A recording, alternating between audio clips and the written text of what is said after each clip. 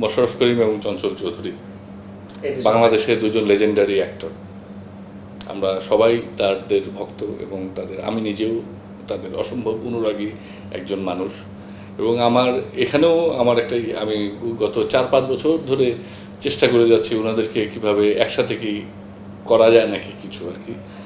তো এখন দেখা যাক, এই স্বপ্ন নিয়ে আগাচ্ছি। আমি বলবো যে হয়তো সেটা পূরণ হতে যাচ্ছে এখন।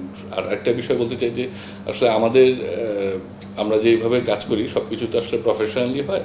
তো কাজেই অফিসিয়াল কন্ট্রাক্ট হওয়ার আগ পর্যন্ত কিন্তু আসলে আমরা কে আছে কে নেই, বা আবার অনেক আর্টিস্টদের শিডিউল জনিত জটিলতা থাকে, অনেক রকম ব্যাপার থাকে আর কি। তো কাজেই সেই জন্য আসলে আগে থেকেই আমরা বলতে পারি না যে জি জি জি বলতে পারি না যে ইনিই আছেন বা তিনিই আছেন, কারণ এটা তো ঠিক না আর কি।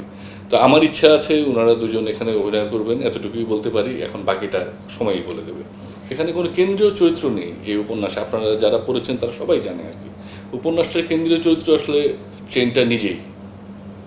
এবং ট্রেনটা আসলে কি করছে, ট্রেনটা কিন্তু রিফ্লেক্ট করছে বাংলাদেশকে আর কি। যে একটা ট্রেন যাচ্ছে, ওর মধ্যে বিভিন্ন শ্রেণী সমাজের যাত্রী, হ্যাঁ, তারা একসাথে যাচ্ছে, তাদের ইন্টারাকশনের মধ্য দিয়ে কিন্তু গল্প এগোচ্ছে। এবং তাদের চাওয়া পাওয়া, তাদের ভালো লাগা মন্দ লাগা এবং বিপদের মুহূর্তে সবার আবার একত্রিত হয়ে যাওয়া, এই যে ইউনাইটেড বাংলাদেশের একটা গল্প আর কি, একটা ঐক্যবদ্ধ বাংলাদেশের যে গল্প হুমায়ুন আহমেদ স্যার এই উপন্যাসের মধ্য দিয়ে বলেছেন, আমার কাছে এটাই আসলে সব থেকে বেশি ফ্যাসিনেট করেছে আসলে, আমি বলবো আর কি। ছবিতে ওনাদের দুজনকে আসলে নেওয়া নিয়ে আমি দীর্ঘদিন ধরে চেষ্টা করে যাচ্ছি, বা আমার খুবই ইচ্ছা যে ওনাদেরকে নিয়ে একসাথে একটা কাজ করব যেখানে দুজনের সম্মান এবং ওই ইয়েটা থাকবে আর কি, হ্যাঁ, সব কিছু মিলিয়ে আর কি।